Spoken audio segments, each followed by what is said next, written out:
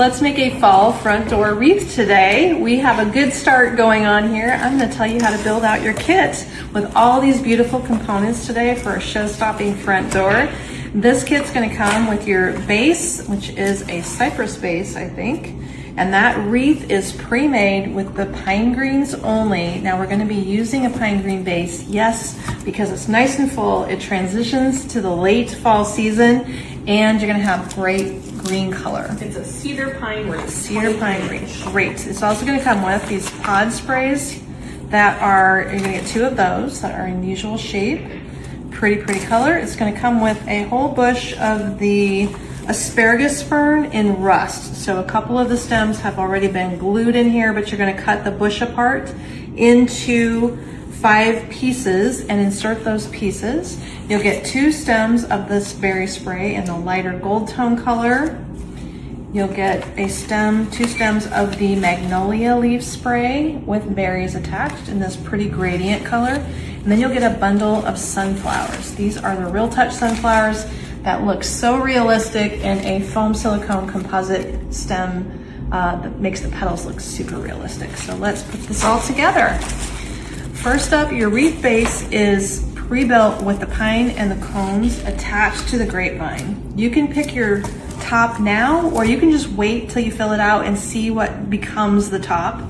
I would say, since it does not already have a hanger on it for you, you can just wait to see how it looks as you're going along. This piece could have a really large bow added, so I'm going to keep that in mind as I'm designing it. I'm going to open up my pine a little bit here and figure out if I've got gaps in between the pine where they're inserted, so I can see where to insert my stems for filling it in. This really makes a rich looking high contrast background when you use this deep green. Okay, so since we've got a couple components already stuck into the wreath because we were pre-doing it for photography, I'm going to add my berry spray next.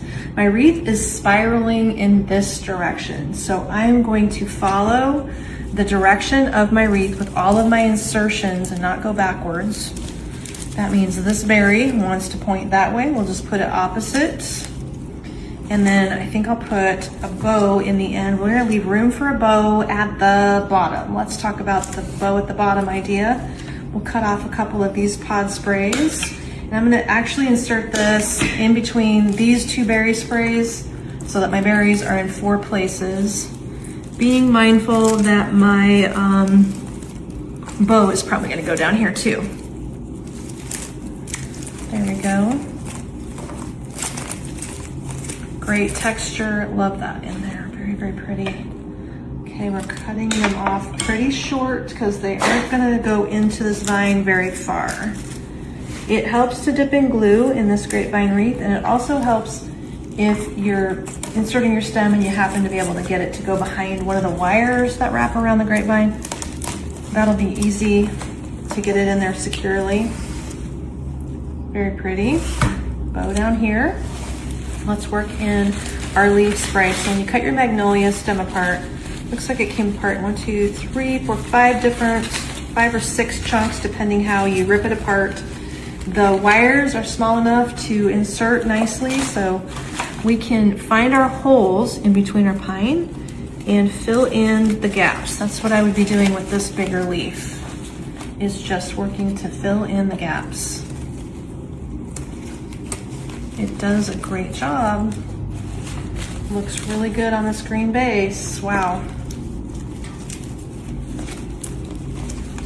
That pine definitely makes it stand out. Well, And it's a really thick grapevine base, so you don't necessarily have to use glue, do you? This type of structure you kind of do. Grapevine doesn't hold things as easily as angel vine. So a grapevine is just a little bit harder to make things stay secure than the angel vine.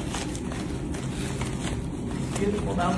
So if this is something you love and you don't want to see yourself putting it together, then just purchase the bundle, and in the order notes, request that it be assembled for you, and we'll add a little labor to your ticket. After the fact, you can talk to the team about it if you're unsure what the labor would be. The store can help you with that. Okay, so there we have those components placed, we're gonna add the rest of the asparagus ferns. So we have 3 pieces here. I'm gonna put 2 more pieces over this direction. Still just dipping in glue, my pan glue off camera here, tucking in the pieces into the pine, or into the grapevine, aiming for behind the wires if possible. It does help hold it better if you are slipping a stem in behind a wire of the wreath construction. And then lastly, we have the sunflowers. So we have 5 sunflowers. So if my bow is going to go right down here at the bottom, then I want to avoid my sunflowers hitting. Let me just pre-place them so I can have an idea of where they would end up going. Probably like that, and we're definitely gonna have to cut some length. I bet you're cutting half the stem off in order to get this inserted. So let's see here. Lift in, and you sometimes have to really get in there and press it into the structure. It's very full. I feel like you can see this one really well from a front door, on your front door from a street. Yes, this would be high contrast, very showy.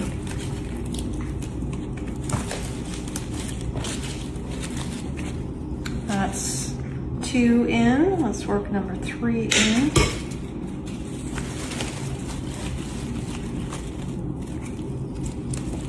See a wreath wire. Let's aim for that. Sunflower stem is bigger, so it's definitely more challenging. Yep, we missed it. Sometimes your glue dries too. You gotta work quickly. Mm-hmm. And we use Get in hand there. glue. Oh, the glasses are coming out. Look out, we gotta see what's happening over here a little bit better. That's funny. We mean business.